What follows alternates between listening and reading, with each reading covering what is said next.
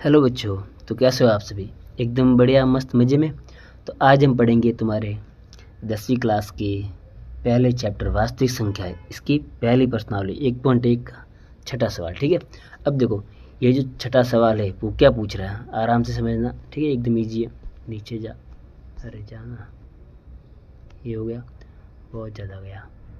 अब देखो ये हमसे बोल रहा है कि व्याख्या कीजिए। ठीक है, हमको व्याख्या करके बताना है, एक्सप्लेन करना है। क्या एक्सप्लेन करना है कि ये जो नंबर दे रखा है ये और दूसरा नंबर ये, ठीक है, ये दोनों नंबर ऊपर वाला और नीचे वाला, ठीक है, ये पूरा इसको सॉल्व करेंगे तो एक नंबर आएगा वो, और ऊपर वाले को भी सॉल्व करेंगे तो एक नंबर आएगा वो।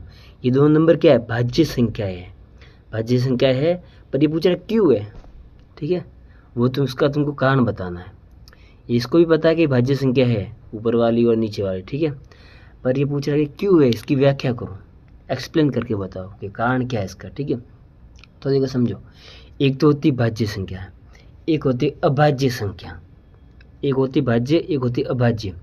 अभाज्य संख्या कौन सी होती है? पहले अभाज्य का देखो। अभाज्य ऐसी संख्या जिसके अंदर दूसरों का भाग नहीं जाता, जिसके अंदर सिर्फ खुद का भाग जाएगा और एक का भाग जाएगा। जैसे 5 ले लो, 5 क्या है? अभाज्य संख्या है। क्यों? क्योंकि 5 के अंदर किसका आता है? खुद का भाग जाएगा 5 का, और एक का भाग जाता है। एक का सबके अंदर भाग जाता है। एक ऐसी संख्या है उसका दुनिया की हर एक संख्या के अंदर भाग जाता है। और आंसर क्या आता है? वो का वो नंबर आंसर आता है। ठीक है, अब देखो, तो अभाज्य संख्या के अंदर दो संख्याओं का भाग जाता है, एक तो खुद का और एक का। ठीक है, तो ये होती है अभाज्य। और भाज्य संख्या कौन सी होती है? भाज्य संख्या वो होती है जिसके अंदर खुद का भाग तो जाएगा ही, सब में जाता है, एक का भाग भी जाएगा ही, और इनके अलावा भी दूसरी संख्याएं होती है उनका भाग जाता है। जैसे ले लो, तुम ले लो 10 ले लो, तो 10 के अंदर खुद का 10 का भाग जाएगा और एक का भी भाग जाएगा। इनके अलावा भी दूसरे नंबर है, जैसे 10 के अंदर इसका 2 का भी भाग जाता है, और 10 के अंदर तुम्हारा 5 का भी भाग जाता है। बात समझ आई? तो 2 से ज़्यादा नंबर ऐसे होते हैं इनका भाग जाता है। बात समझ आई? तो इसका मतलब ये हुआ कि जितनी भी भाज्य संख्या है उनके अंदर 2 से ज़्यादा संख्याओं का भाग जाएगा।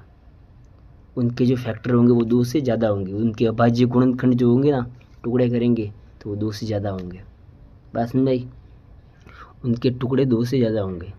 क्या? कौन से टुकड़े? अभाज्य गुणनखंड। देखो समझना यहाँ पर, अब देखो, तो यही बात लिखी है यहाँ पर। क्या लिखा है कि भाज्य संख्याओं के 2 से अधिक भाजक होते हैं। 2 से अधिक भाजक का मतलब क्या है?